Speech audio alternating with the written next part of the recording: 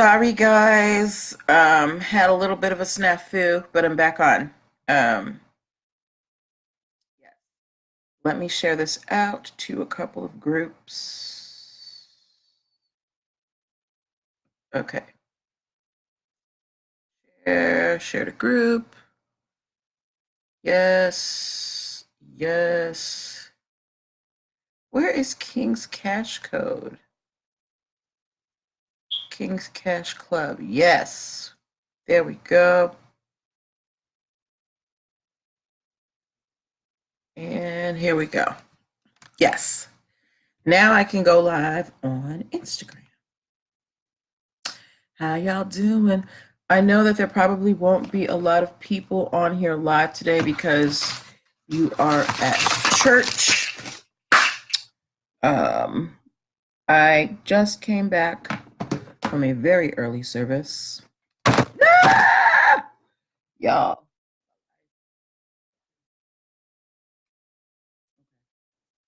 We're gonna, ooh, this screen. Y'all, a few minutes.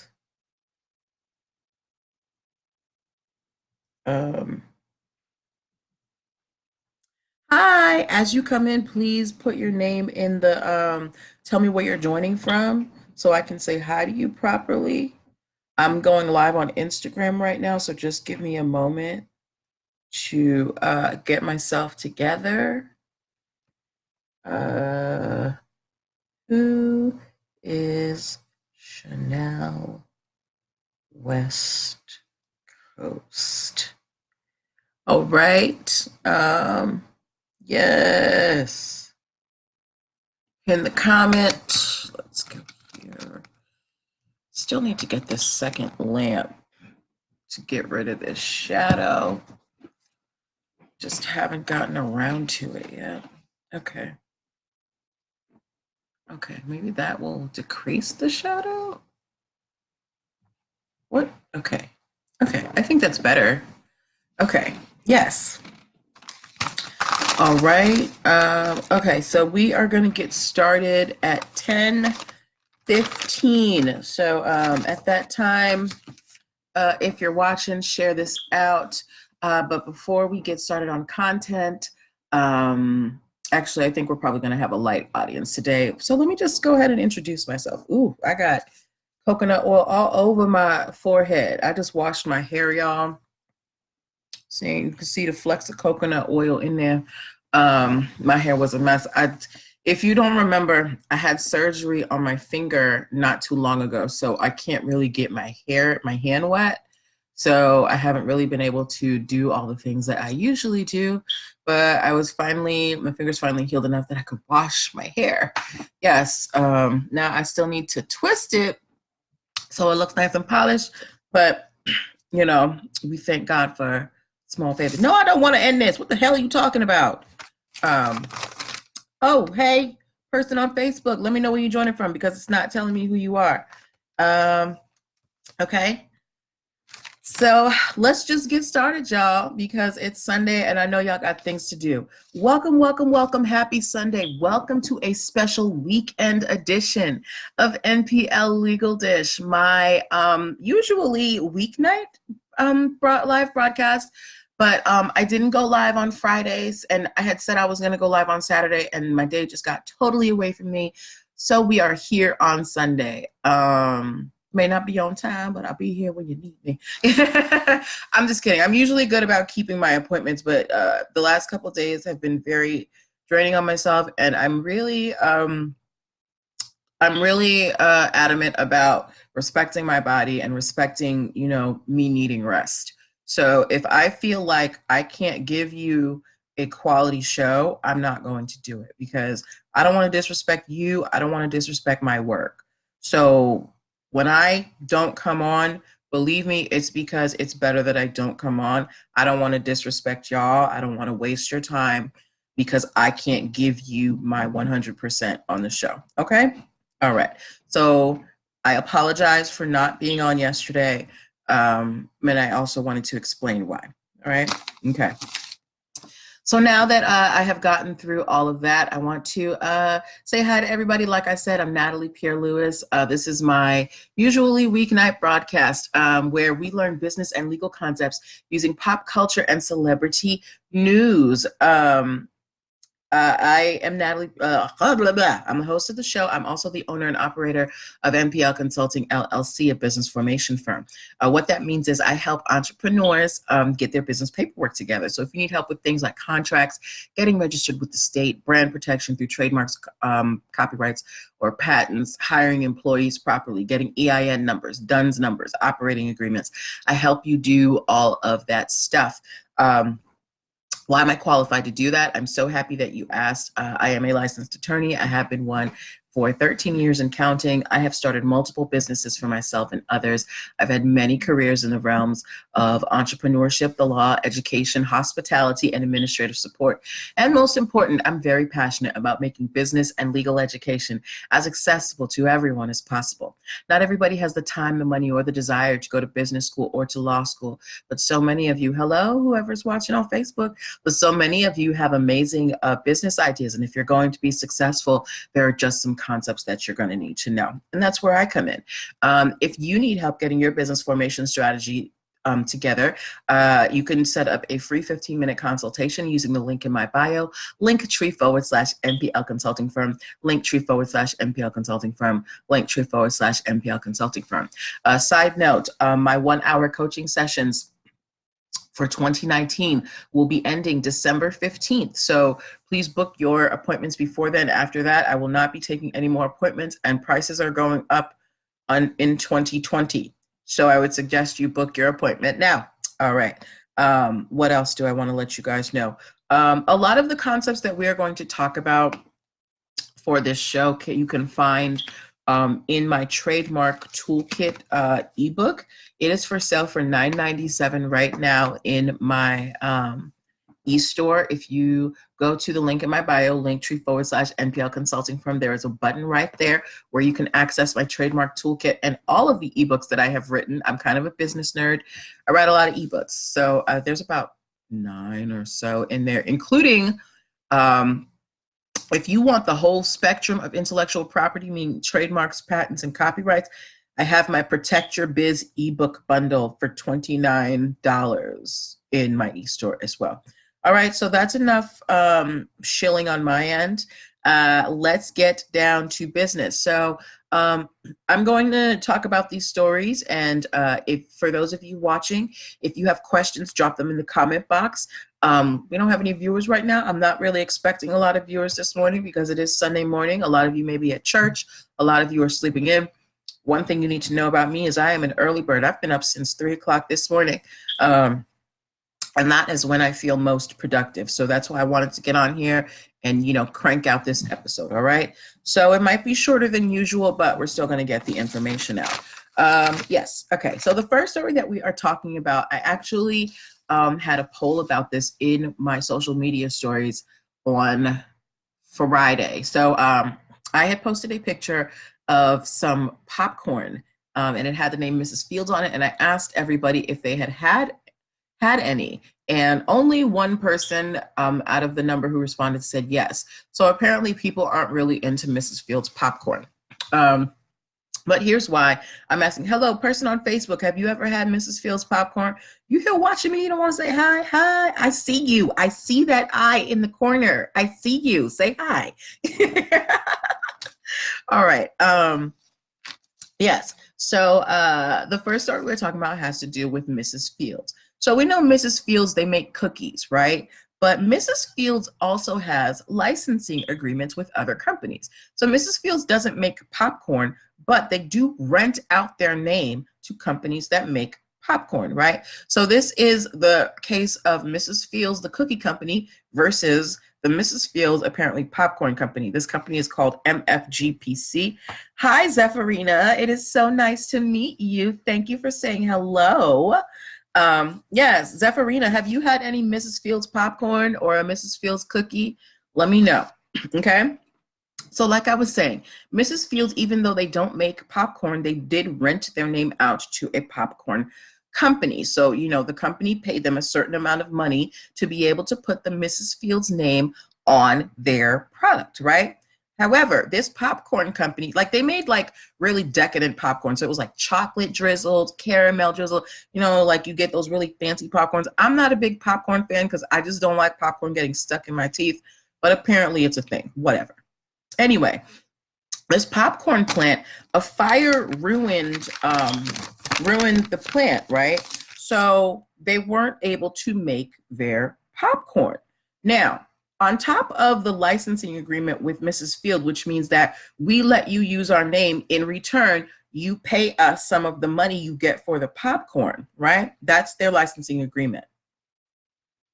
Not so, you don't like Mrs. Field? Okay, that's cool. All right. So this popcorn company, their plant burnt down, so they couldn't make popcorn, right? So they didn't pay Mrs. Fields the money that Mrs. Fields was owed. So Mrs. Fields canceled the licensing agreement because they weren't being paid and they were looking for other popcorn vendors, right? So they're like, okay, we have a contract for you. In order to use our name, you have to pay us money. Your plant burned down, so you're not making money. Therefore, we're canceling the contract because you can't pay us. However, the popcorn company felt like that Mrs. Fields couldn't cancel the contract because when the plant burned down, Mrs. Fields allowed them to not pay royalties for 1 month. They gave them, you know, a little bit of room. They're like, you know, we know you had a little accident, so we're going to give you some time to get on your feet. However, after that, I'm sure Mrs. Fields expected some type of payment, and the popcorn company still wasn't paying them. So Mrs. Fields terminated the contract. The popcorn company went to court and said basically that Mrs. Fields was not allowed to seek out other popcorn vendors because of this contract that they had with them. And initially, a court, the first court that they went to said that Mrs. Fields, they agreed with the popcorn company and said Mrs. Fields could not seek out other vendors because there was a likelihood that the popcorn company was going to win. So Mrs. Fields was out here. This company was using their name to make popcorn and was not paying Mrs. Fields their money, right? So Mrs. Fields appealed, and they went back to the court, and then they went to the court and they said, look, we let them pay late one time because they had a fire, but under no circumstances were we going to wait until they were totally back, you know, 100% for us to start getting our money. This is a licensing agreement. The whole point of this agreement is for us to make money for you using our name, for you to be allowed to use our name out there and not pay us money. Why does that benefit us? So the appeals court agreed with them. So now Mrs. Fields is allowed to go find other people to license its name out for popcorn. So the reason why I chose this case is because it has to do, one, with trademarks, and two, with contracts. Ladies and gentlemen, when you have a contract, there is always something that must be done. And if one party doesn't do what they are contracted to do, you can opt out of your contract. So if I have a contract with you, Zephyrina, to, you know, make me cookies, and in exchange for those cookies, oh no, let's say this. Let's say I have a contract with you, Zephyrina. I'm making cookies and I want to put your name on my cookies, Zephyrina Cookies, because you're big out here in the cookie world. And then my kitchen burns down and I can't make the cookies. But then, you know, I'm trying to get things together. I'm making cookies here and there, but I'm still using your name, but you're not getting paid. Do you think that you should have to still honor your contract with me because I'm not paying you? What's your answer to that, or to whoever else is watching on Facebook? So if I'm out here using your name and I'm supposed to pay you for the use of your name, but something happens where I just cannot perform my part of the contract, should that contract be canceled? I'm going to say yes, because usually contracts, yes, yeah. because usually contracts have a clause in there saying that if you cannot perform this, you know, this contract can be canceled. There's absolutely no way that Mrs. Fields, as a worldwide name, they're known out here in the treat business, is going to let you be out here using their name and they not get a cut. So the popcorn company has lost the right to use Mrs. Fields' name, but I'm sure that Mrs. Fields is not going to have a problem finding another popcorn vendor to make popcorn. Right, Zephyrina. You don't want me out here using your name, as beautiful a name as that is. I'm gonna put Zephyrina all over my cookies and not gonna pay you. All right, so that is our cookie story, right? The next story that we're talking about has to do with cab companies. Who even takes a cab in this day and age? If you have taken a regular cab, not an Uber, not a Lyft, if you've taken a regular cab in the last 6 months, give me a T in the comments for taxi or whatever. Yeah, if you've taken a cab or a taxi in the last 6 months, I'm not saying not an Uber, not a Lyft, not a Via, not a whatever service there is. If you've taken a taxi, give me a T in the comments, okay? Because like, you're welcome. Because like I see cabs out here, but it's like, everybody I know takes Uber. I don't know anybody who really takes a regular cab these days, right? So, all right, while you guys are putting your things in the comment, I'm sure if you have not taken a taxi in the last 6 months, just give me a 0 in the comments. All right, Zephyrina has not taken a taxi in the last 6 months. This is the story of Quicksilver Shuttle versus Quicksilver Cab. This is all taking place in Kansas City. I actually went to Kansas City a few years ago. It's a cool little place. My sister was just out there for 2 weeks for work. She got a new job and she was training out there. Kansas City is great. It's known for barbecue. They got some great food out there, right? Not necessarily a place that I would want to live full time, but a cool place to go visit. So in Kansas City, there was a Pakistani immigrant by the name of Khalid Malik. He's still there, Khalid Malik. Khalid Malik built up, basically rose up in the ranks of a cab business over 18 years. He went from a driver to an owner of Quicksilver Shuttle. And Quicksilver in this instance is spelled Quick, quick, and then silver, right? So, 18 years, builds up this business, has, a great following, great. Then out of the blue, a few years ago, this guy named Nicholas Saylor comes in and opens up his own cab company called Quicksilver, but it is spelled Q-U-I-K Silver, right? Unfortunately, Nicholas was not as diligent as Khalid Malik. His company had bad reviews for overcharging, for canceled rides, all this stuff. So Khalid Malik took Nicholas Saylor to court for trademark infringement. So, he bought the company, he got the name trademarked, and, this guy's out here basically using a similar name and is running his name into the ground. So Khalid Malik says that because Nicholas Saylor started using this name that was only different by one letter, he lost 80% of his cab business in about 6 months.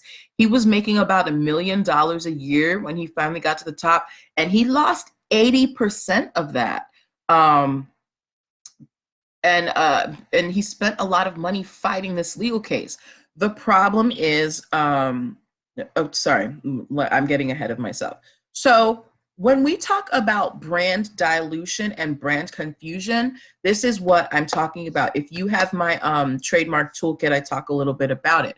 But if you have two people out here with similar names in the same industry, it is very easy for the public to become confused. The public is not going to do, the work that it takes to differentiate one company from another company. So this company, the second Quicksilver, Nicholas Saylor's company, all these bad reviews keep coming up on TripAdvisor, they had a D+ on the Better Business Bureau. all this stuff. So anybody, if I'm looking up cab companies in Kansas City and I see the name Quicksilver come up and I see these, I don't care what Quicksilver it is. The moment I see Quicksilver, I'm going to think that's a terrible company. I can't use them. So Khalid Malik took Nicholas Saylor to court, right? Unfortunately, Nicholas Saylor and his family who run this company, they did not show up. Now, when you don't show up in court, there's something called a default judgment, particularly in these types of cases. So if somebody sues me for $100,000 and I go to court and that person goes to court, and that person goes to court. Thank you. I'm glad that makes sense. So if somebody sues me for $100,000 and I don't go to court the day that I'm supposed to go to court, the court will enter a default judgment, meaning because you didn't show up to defend yourself, we are automatically going to side with the plaintiff and we are going to put a judgment of $100,000 against you. So Nicholas Saylor and his family did not show up to the court date to face Khalid Malik. So the court entered a judgment against him for $507,000. That's over $500,000. Now that's not the amount that Khalid Malik has lost in terms of the battle, but it's a significant amount. Not only did they enter a default judgment of $507,000, but they also said that he is no longer allowed to use the name Quicksilver. The problem is they can't find him or his family. They have tried to serve these people. There have been eviction notices for the family for apartments, but they are just in the wind, right? So my question to you as an audience is, what do you think Khalid Malik can do to rebuild his business? Should he change the name? He spent 18 years building his business up. Should he, try and find Nicholas Saylor himself? Because this guy is here trying to defend his business name, a business that he has built up, climbed up for over 18 years, and it was destroyed in a matter of months by an unscrupulous competitor who stole his name. So what can Khalid Malik do? The court is doing all they can in entering a judgment, but if the person who the judgment is entered in against isn't there or is just like in the wind, how are they supposed to enforce this? So what do you think Khalid Malik can do to, get back his business? What do you think he should do? And I know that there's a little bit of a delay on Facebook, so I'm going to give you guys a couple of minutes to put that in. But in the meantime, I want to let you know, if you ever have questions about the trademark concepts or the contract concepts that I'm talking about, you can always pick up my trademark toolkit. It is an ebook. It is for $9.97 in my e-store. If you go to the link in my bio, linktr.ee/nplconsultingfirm, I also put it in the notes for this broadcast. You can pick it up for $9.97 right now. At that link, you can also pick up my contracts ebook, which will also have my valid contract checklist, so you know if your contracts are good or not. Zephyrina said, I think he should advertise and use social media in his favor. Okay, Zephyrina, but should he still advertise himself as Quicksilver? Because this other Quicksilver that was copying his name, they have these bad reviews on TripAdvisor. They have a bad rating with BB&B. So if I'm a person, I'm not really paying attention, and I just type in Quicksilver and I see the bad reviews, social media and advertisements might not be enough. Do you think that he should change maybe his business name? Do you think that he should take a letter out in a newspaper and let people know that, the two companies are different? What do you think that he can do? What you think, girl?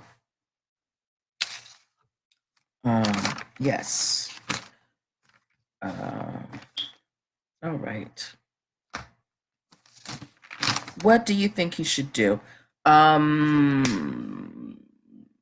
Yeah, I thought I had it. I thought I had something that's a note, but that is okay. Don't forget, those of you, if you come in later, the full broadcast is going to be up on YouTube forever. You can check out the channel at the link in my bio, linktr.ee/nplconsultingfirm. All right, so thank you for your participation, Zephyrina. We have one more story before we head out, and it has to do with the title of this show. Hold on. Zephyrina said something. I want to see what you said. Post in newspaper and definitely change his name. See, and this is why protecting your name is so important. Like, this is why big brands, they come after Etsy sellers and, you know, people doing little boutiques when they do, you know, whatever Chanel inspired or whatever things. Like the other day I saw someone in a Facebook group, they posted a video of all of these, you know, designer fabrics that they bought for $40 a roll online. That is illegal. You can get sued for that. Using someone else's name, a name that they have spent money and time and resources building, that is illegal. People, your name is just like, you don't want people lying on you out here in these streets using your name, right? That's the same thing with businesses. Businesses don't want you out here lying on their name, because if you're using a Louis Vuitton logo, but your product is not Louis Vuitton standard, people might start to think, oh, Louis Vuitton makes shoddy products, and Louis Vuitton could lose money. So that's why companies and people are very you know, sue happy about their names. Some of them are a little more sue happy than others, but it is your job when you have a business name that you want to protect out here. It's your job to defend it. Because if you don't, things like this could happen. This man who was making $1 million a year, hi New Haitian, this man who was making $1 million a year lost his business in a matter of 6 months because someone used his name and had crappy business practices. All right. So we're going to our last story of the day. And this is the story of who is Chanel West Coast. Because when I posted this picture, I posted a picture of this lady in my social media. I said, who is she? Nobody knew. I have heard the name Chanel West Coast, but I literally before today could not pick her up out of a lineup. Apparently she is a reality star and a performer. And yes, so if you have heard of Chanel West Coast, please give me a C in the comments. And then if you have heard of Sharon Stone, give me a double S. We all know Sharon Stone, Basic Instinct, like, you know, with the white dress, all that. But if you know who Chanel West Coast is, give me a C. And if you know who Sharon Stone is, give me a double S in the comments. Okay? And while you do that, I'm going to give you some background. So like I said, Chanel West Coast is a reality star and performer. And she is being sued by Sharon Stone because Chanel West Coast has a song coming out called Sharon Stoned, S-T-O-N-E-D. Zephyrina, oh, you know who Chanel West Coast is, and you know who Sharon Stone is. Okay, so Zephyrina, did you know that Chanel West Coast is supposed to be coming out with a song called Sharon Stoned? Anyway, so as Zephyrina gives us her answer, so Sharon Stone is suing Chanel West Coast for this song.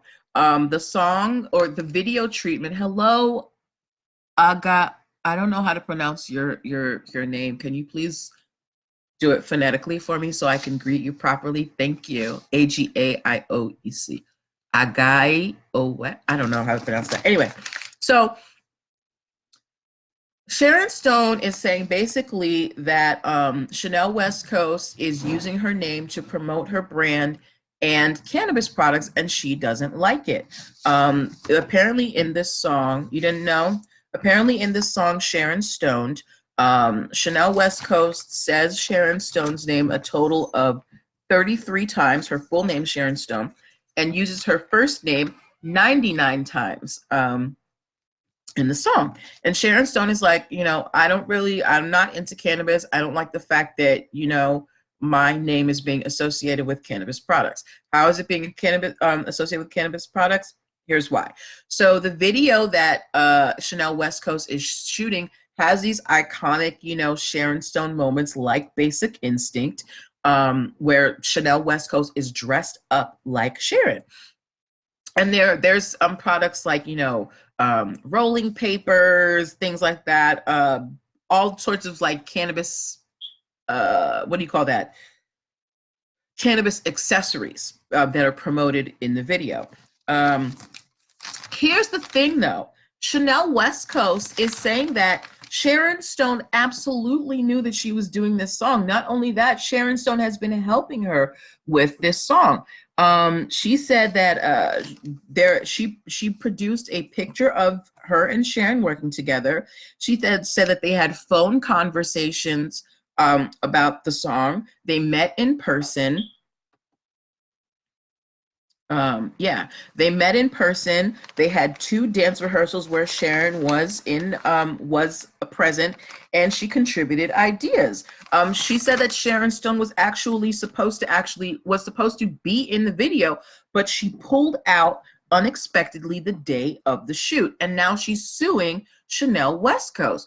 So I'm very confused at this, because if you were involved in the making of this song and you knew it was being called Sharon Stone, and this woman is able to produce these pictures, how do you pull out the day of the video and, you know, start suing her for using your name? So what do you guys think is happening here?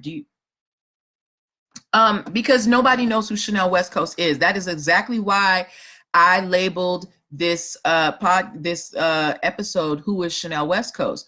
You know, like, everybody knows the name Sharon Stone, and for her to be naming her song Sharon Stoned, you know, it's kind of going to perk up some ears. Now, if Sharon Stone never had any idea this was coming out, I would be like, go girl, you know, sue her, get your money. But if Chanel West Coast is saying that Sharon Stone was involved in every step of developing this song and the video, what are you doing, girl? So what do you guys think is happening here? Do you think that Sharon Stone is just maybe she got cold feet and she didn't want to be associated with cannabis? Do you think that Chanel West Coast is lying? What do you think is happening? Because we don't have any updates as of yet. We just know that Sharon is suing and Chanel is saying, well, girl, you knew what was happening. So what do you think? What do you think? What do you think? Zephyrina, are you, if you're a Chanel West Coast fan, I don't know any of her music. I think that's a little past my prime. But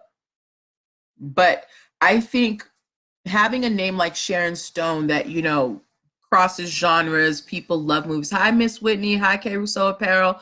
I think that was probably what her goal was in, you know, and it was a good idea. If she did include Sharon Stone, that was a great idea to get her involved so that she could use this name. But my question to you is, Sharon Stone is now suing her for this song that Chanel says she was a part of every step of the way. So who do you think is at fault here? Who do you think is wrong? Do you think Sharon Stone is just being kind of like flighty and she changed her mind? Or do you think that Chanel is lying about this whole thing? Zephyrina said, that's a hard one. I've never heard her music, just seen her with Rob on TV. Who's Rob?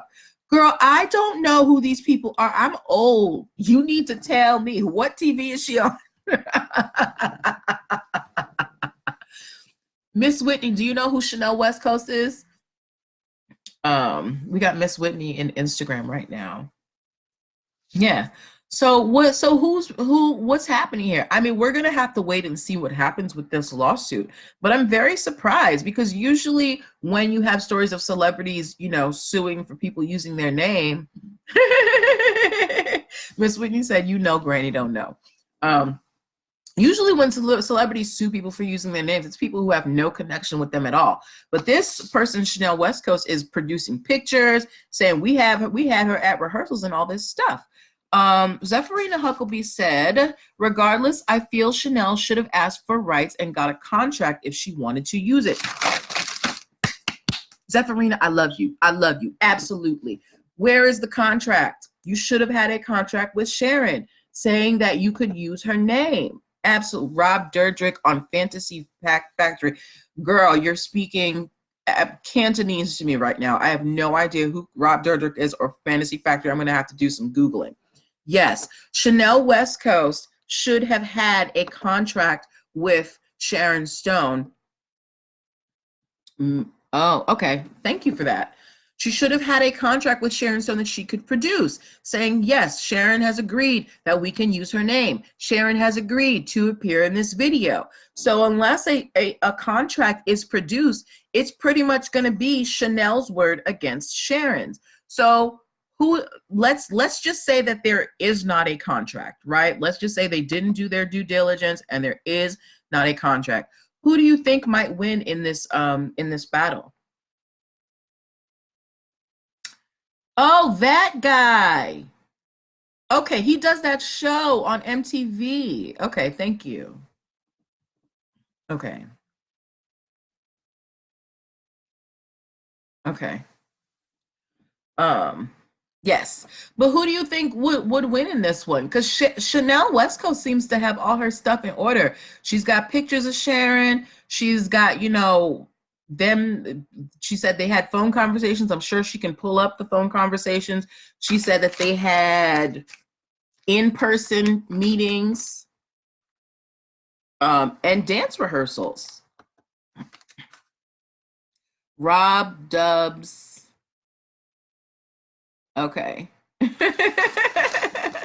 Okay, my Facebook is not letting me see the gifts on a whole, so I'm gonna have to rewatch this at the end to see all these gifts that you're sending me, but thank you.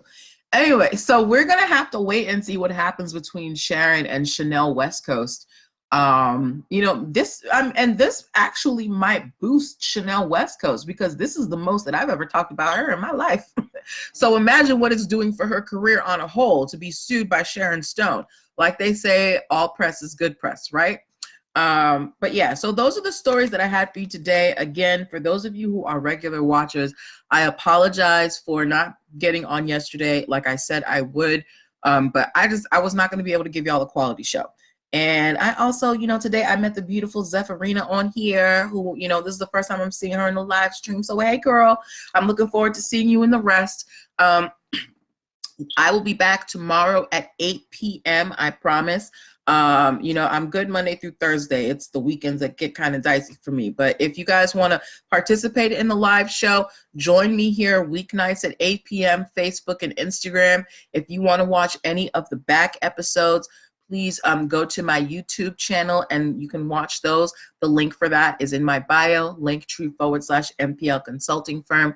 Have a great Sunday, guys. I'm not going to keep you too long because I know y'all got things to do and I got things to do too. I got to go twist his hair.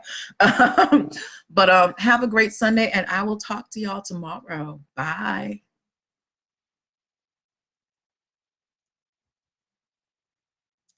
Da, da, da. Bye.